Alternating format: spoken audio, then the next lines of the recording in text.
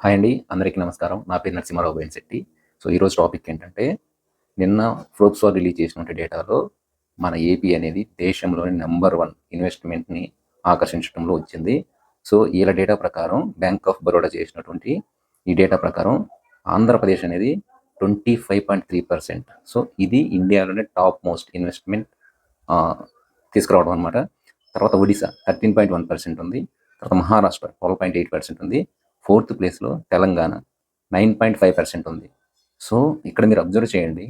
తెలంగాణలో already companies ఉన్నాయి. Infrastructure బాగుంది.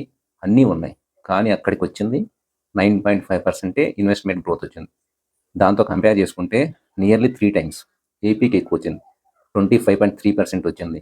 సో, దీన్ని బట్టి మనకేమర్థమవుతుందంటే, ఇక్కడ నాయకత్వం మన చంద్రబాబు నాయుడు గారి నాయకత్వం, అలాగే ఐటీ మినిస్టర్ లోకేష్ గారి చొరవ మన ఏపీకి ఇంత పెద్ద మొత్తంలో ఇన్వెస్ట్మెంట్స్ రావడానికి వీరిద్దరి వల్లే సాధ్యమైంది.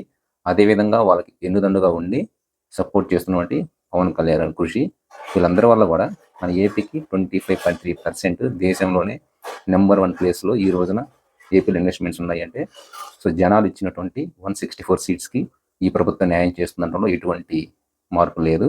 సో, ఖచ్చితంగా ఇది అందరం కూడా హర్షించాల్సిన విషయం.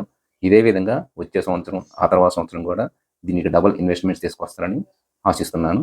Thank you. జై హింద్. జై జనసేన.